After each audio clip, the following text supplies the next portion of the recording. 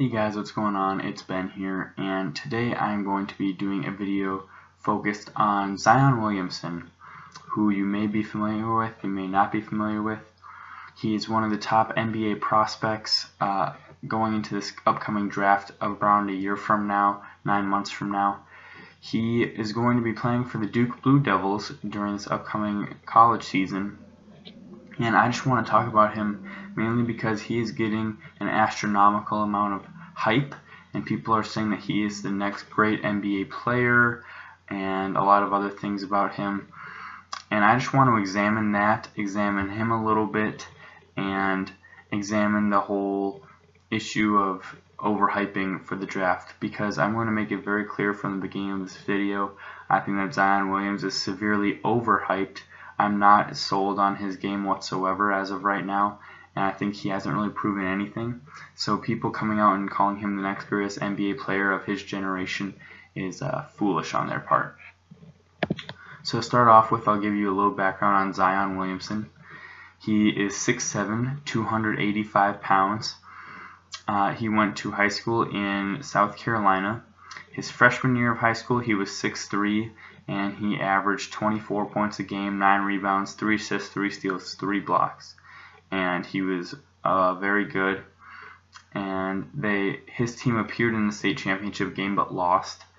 Going into his next season, his sophomore year, he was up to 6'6". He was averaging 28 points a game, 10 rebounds, 3 assists, and they won the state title in South Carolina on his team that year. His junior year, he averaged 37 points a game, 13 rebounds, and they won the state title game in which he scored 51 points. So they were back-to-back state champs. And then as a senior in high school, he averaged 36 points a game, 11 rebounds, and his team won their 3rd straight South Carolina state championship. And he was selected as an All-American, and he was on the Nike Hoop Summit team, and basically he's just been considered the next greatest thing coming out of high school. But I think that my main problem with this is that he hasn't even played a game in college yet, let alone the pros, and I just continually hear through different media outlets, maybe social media, ESPN, Fox, different sports outlets, just how, oh, this player's going to be the next great thing, that player's going to be the next great thing. And I'm not completely sold on it, because I used to buy into that when I'd hear different outlets say that, but I can't anymore. I'm going to go through a few of these people who have heard similar things to what is being said about Zion Williamson and why I don't think you can trust it. So, Zion Williamson is essentially a very short guy for his position. He's listed as a power forward who can also play small ball center or some small forward. But really kind of a positionless guy, honestly, because he's so big and so short. He weighs so much but is so short for his weight, and just so big and broad-shouldered. So I'm going to compare him to a few other guys who had similar characteristics in the NBA. So now the successful version, I think, of what he could become is either a Draymond Green type or Larry Johnson.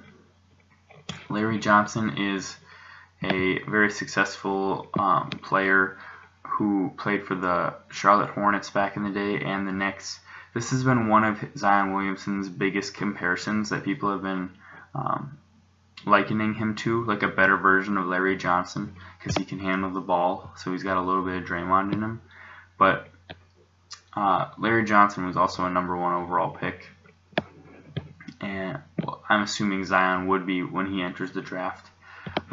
Let's see here. Larry Johnson, 2-time All-Star, averaged 16 points and 8 rebounds for his career, along with 3 assists a game. They play pretty similar, small guys but pretty big. Larry Johnson only 6'6" but 250, and played power forward and a little bit of small forward. Like Zion Williamson's whole game is dunking and just being powerful and getting to the rack and just slamming it home. And Larry Johnson was a bit like that too in his younger days when he had a lot of athleticism before he got older. But even Larry Johnson, for being a #1 overall pick, was only a 2-time All-Star and made an All-NBA team 1 time. So he didn't really perform as well as I think he was hyped up to be as a #1 overall pick. He was good but not great, which is I think a problem that we have with a lot of these guys getting overhyped these days. Now the next guy I want to talk about, he's possibly one of the greatest NBA busts of all time, if not the greatest, and that is Anthony Bennett, who is from Canada and was drafted #1 overall in 2013. He had a very similar play style to Zion Williamson and Larry Johnson. He's 6'8", a power forward, so a bit undersized, and he's 250, so a bigger guy. But he went to UNLV for college and averaged 16 points a game, along with 8 rebounds and a block a game, and shot pretty good and shot a decent 3-point percentage, 38% from 3 in college. But then when he got to the NBA, he ran into this problem because unless you have tremendous jumping ability or you're a playmaker, being in between small forward and power forward seems like about the worst position you can be, because you're too slow to guard small forwards and you're too short to properly guard power forwards. This is sort of a problem that Anthony Bennett had, in that he was definitely too slow for small forwards, and then power forwards were a lot taller than him. So he didn't really have like a matchup in which he benefited. He didn't do very good for his career. He played 4 seasons and he averaged 4 points a game and 3 rebounds on 39% shooting for his career. He's currently in the D League right now. We'll see if he can get his career to bounce back, but as it currently stands, it looks like his career is essentially over in the NBA and he will be a bust. So besides Anthony Bennett, who, also I forgot, Anthony Bennett, when he was coming in, his biggest comparison to an NBA player was also Larry Johnson, much like Zion Williamson's has been. So I think that that's just something to be aware of, and to realize that that's a hard, it's a hard physical skill set to have, in that being like a short power forward and being really heavy, because then you can't play small forward as effectively. Another guy I want to bring up was Derek Williams, who was drafted 2nd overall in 2011. Much like Zion Williamson, Derek Williams was hyped to be the best next best thing. A lot of people were debating whether him or Kyrie should go #1. A lot of people, including myself, were leaning towards Derek Williams as being the better player. He drew a lot of comparisons when he was coming out. Some of the more outlandish ones were a bigger, stronger Carmelo Anthony. Others were more realistic, more like Antoine Jameson, like a more athletic Antoine Jameson, or like a shorter Blake Griffin, I think are more accurate than the Carmelo Anthony one. But yeah, he was getting a ton of hype. People are saying he's going to be the next Blake Griffin, basically, when Blake Griffin was like at the top of his game and one of the NBA's best stars, by the way. And he was 6'8" and 240, 250 about. And in college, his sophomore year, right before he left for the NBA, he averaged 20 points a game, 8 rebounds, 1 steal, 1 block, 1 assist, and he shot 60% from the field and actually 57% from 3-point land, which is really good. And then he got to the NBA and he had the same problem that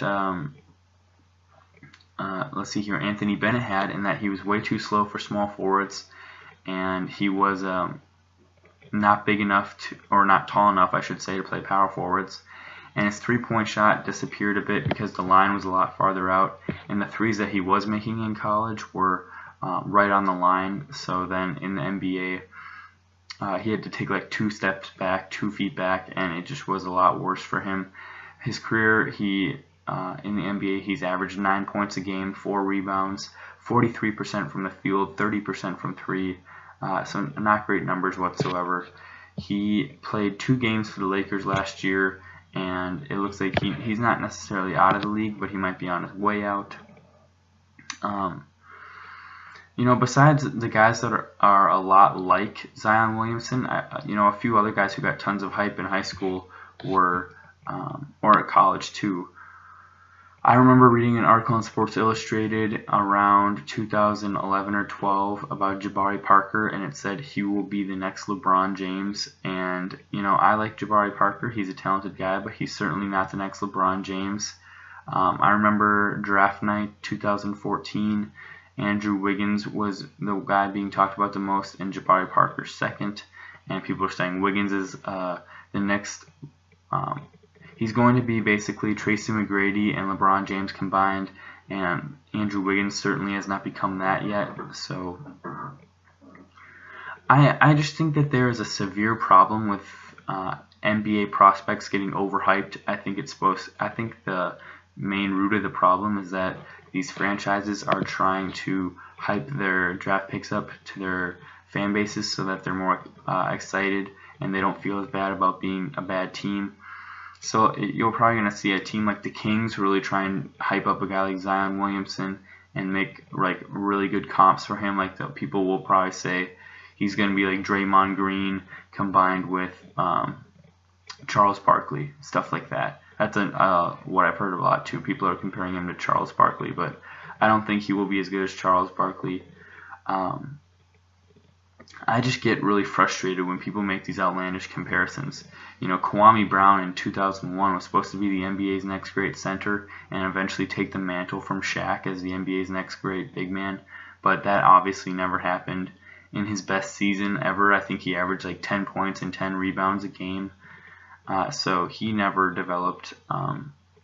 Sebastian Telfair was supposed to be the next great thing at point guard in 2004, and his best year, he averaged, I think, 9 points a game on about 37% shooting from the field. So my point in all of this is saying that high school prospects and college prospects can be severely overhyped, and I don't think that it's fair or right to necessarily hype them up as the next great thing, because in a lot of instances they fall flat. Shabazz Muhammad in 2013, going into his college in 2012, I should say, going into the college year, was supposed to be the top prospect and was supposed to be like a Kobe-esque player, and he certainly was not. And there's just tons of guys like this where they all get overhyped. Especially, it seems more like recently, people are really into player comparisons and really overhyping guys. Darko Milicic, even going back to 2003, was supposed to be the next Dirk Nowitzki. Hashim Thabit was supposed to be the next Dikembe Mutombo. I like player comparisons and I find them interesting, but a lot of times I think they're unwarranted, especially in the case of a Zion Williamson or some of these high school guys like Telfair or Kwame Brown, when they haven't even shown us what they can do at the college level. But even if they do great at the college level, like Anthony Bennett or Derek Williams, I think it's good to stay wary of how that might translate to the NBA, because clearly that mold of like a 6'6" to 6'8" small forward, power forward hybrid in between play is a really hard position to succeed at in the NBA. And I think right now you'd say that Draymond Green is the only one doing it successfully. And so, I'm not saying that Zion Williamson can't be successful in the NBA. He may well be. I'm just saying that I'm not sold that he's going to be the next great NBA talent. That's all I got for today, guys. Hope you found this video interesting. Hope you learned something. If you agree or disagree, let me know in the comments. I'd be glad to chat about it with you in there. And I hope to see you next time. Bye.